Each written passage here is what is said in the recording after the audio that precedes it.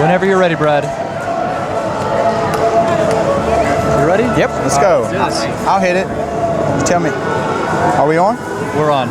Yeah, this is Brent King. He's from Spokane. We haven't seen him here for the Veterans game. I believe it's the last 2 years. And a number of people might think he's a novice at this. He's competed in the slalom before, but not the Super G. He has the right equipment. Let's see if he has the experience to show us what he's got. Brent King made a great run in yesterday's slalom run in the Class 4, finished with a time of 3:11.78. Just got word that Terry Rock's final time was 5:36.46. He had 4 seconds of penalties put on, so he had a final time of 5:40. So here goes Brent King, the local boy from Spokane, Washington, in his first Super G competition. Well, Brent King, I know that I think he spent a couple of years out of the vet games because he has some small children, and you know, veterans got to have their priorities. We're happy to have him back here, and we hope that he can make it to some of the other veteran games that don't happen to be just in his backyard. So King quickly making his way through that first set of doors. Still got a few more to go. I noticed no one's knocked any of the cones off the doors there. I don't know if any of the veterans are paying particular attention to that. Maybe they could slam those doors, and not slam them necessarily, but shut them with a little more vigor and gain a couple of seconds and maybe dethrone Ronald Marshall. I'm sorry, Ron Smith. So King up and under that door, now to the pit. King's got those big tires, very thick tires. That's got to help him in the pit. Yes, it definitely does, and he's got to keep those front casters out of there. I believe he might have been the fastest veteran yet through that particular obstacle, which gained him some time because he had kind of a slow start through the jailhouse the jailhouse bars. So up and over the steps goes Brent King from Spokane, Washington. I believe he'll have the strength and endurance to get through. Let's see if his lack of experience with the Super G plays any role in keeping him from having the quickest time.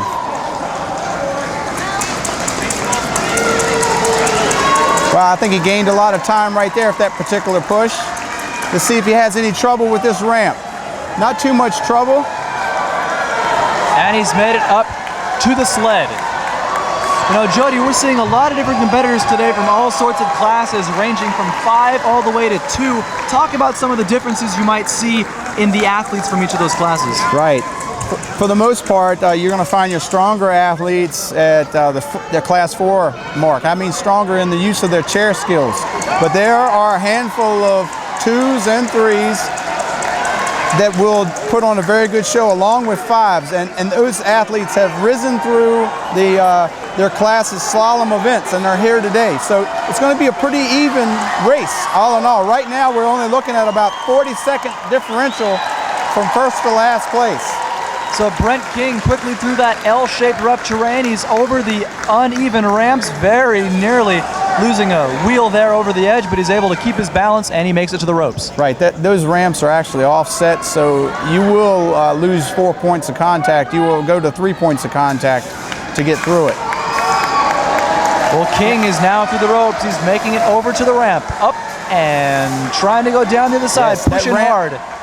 That ramp is at such an incline that it's not terribly easy to stay upright on that plane. You have to shift your weight to the left wheel and also keep your chair from sliding down that plane. Brent King from Spokane, Washington, competing in his first Super G competition. Yeah, he's exhibiting good speed here, but I'm afraid that he's behind on the split in order to beat Ron Smith's time. He's got a very good time, mind you, but I don't think he's got the speed or the burst of speed to make up that time differential. Goes backwards, back onto the ramp, trying to get a little bit of momentum over those stairs. Having some trouble now. Now he's got the momentum up and down the stairs. Yeah, that teeter-totter was purposely set on that particular step because it makes it more difficult to get up the pyramid ramp. King now, he's a tall guy. He has to duck pretty far to try to get underneath that board. We saw his head hitting the top of it. Right, there's no penalty for displacing any of that overhead.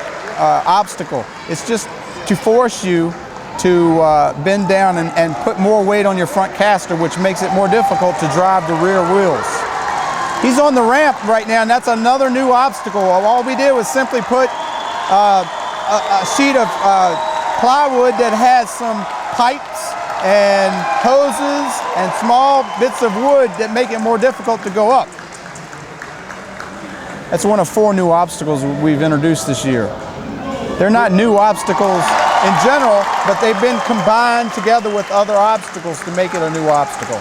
So King carefully over those plywood boards down the ramp, and he's going to go across the finish line. Very good. Brent King in his first Super G competition crosses the finish line. He's got to be happy with his performance.